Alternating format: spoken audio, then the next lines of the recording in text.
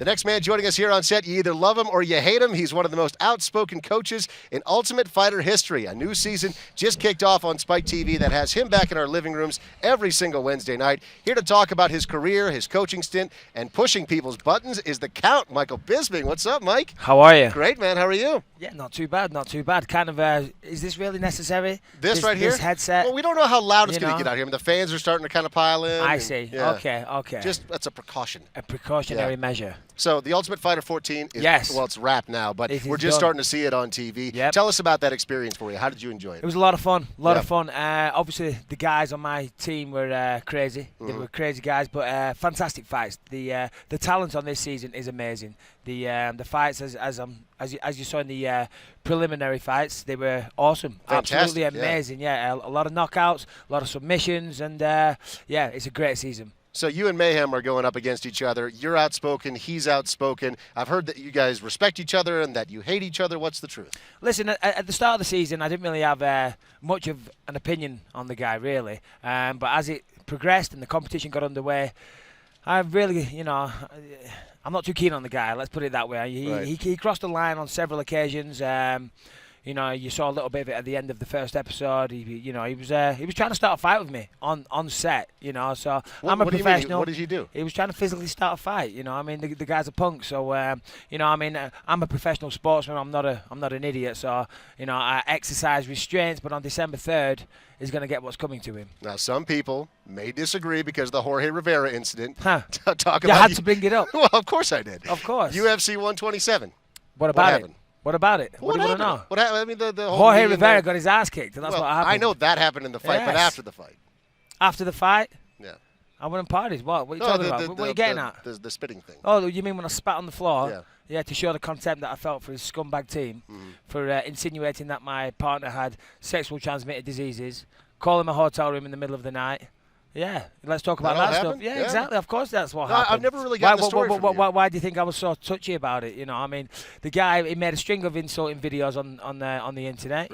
Which and they crossed the line. They really did. But this is old news. We have so much more to talk about. There is a lot more to talk about. But do you feel like you still get a tough shake or maybe an unfair shake from U.S. fans because first you were pit up against Dan Henderson on the Ultimate Fighter 9, but then also because of it seems like people really latched onto that Michael Bisping the heel thing. Well, this is this is what I thought. But I'll be honest. I mean, I live out here in the States now, and I haven't had a single bad experience. Everyone is really, really nice. People come up to me. Everyone has nice things to say. I haven't had a single bad experience. Yesterday in Denver, the people of Denver are lovely, and I got mobbed yesterday. I was like, I thought I'm supposed to be hated here, but certainly doesn't feel like it to me.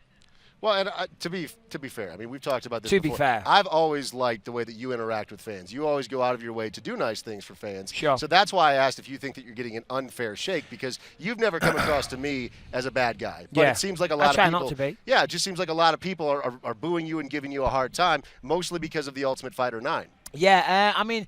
That was Team UK versus Team USA. I think maybe that had something to do with it. I was never comfortable with that format. Because it kind of gives the impression that I was anti-USA, and that's not the case. As I said, I've just recently moved to America. That's how much I hate the place. Yeah. And you've also gone overseas and spent some time with U.S. troops over in Afghanistan. Oh, of course I did. Yeah, that wasn't documented at all. I wish it was. When I spent some time with the U.S. troops in Afghanistan, as you said, not the English troops, the American troops. Right. Maybe. I don't know, as you say, maybe I do get an unfair crack of the whip, so to speak, but I don't cry myself to sleep at night. I'm very happy. Were you a little bit hesitant to take the role on the Ultimate Fighter 14 because you did have a hard time as a result of your coaching on the Ultimate Fighter 9? Well, after I did season 9, I said I was never going to do it again. Yeah. But time's a great healer, and when the UFC come to you and they offer you a big opportunity like that, who am I to say no? I'm very lucky to be a part of the UFC, and I cherish it, and if they're going to offer me an opportunity like that, I'm going to take it with open arms. So December 3rd, you're fighting Jason Mayhem Miller. Yes. You beat Mayhem Miller, and where does that leave you in the division? I want to fight for the title. I want to fight real soon. I want to challenge Anderson. I feel that I match up well with him. Obviously, he's a fantastic champion and rightly regarded as, the best in the world. Rightly so. The guy is unbelievable. I'm a big fan. But I feel that I match up pretty well with him. I know I'll do a better job than what the latest challenges have done. You know, I'm not going to stand there and then just fall over when he flicks me.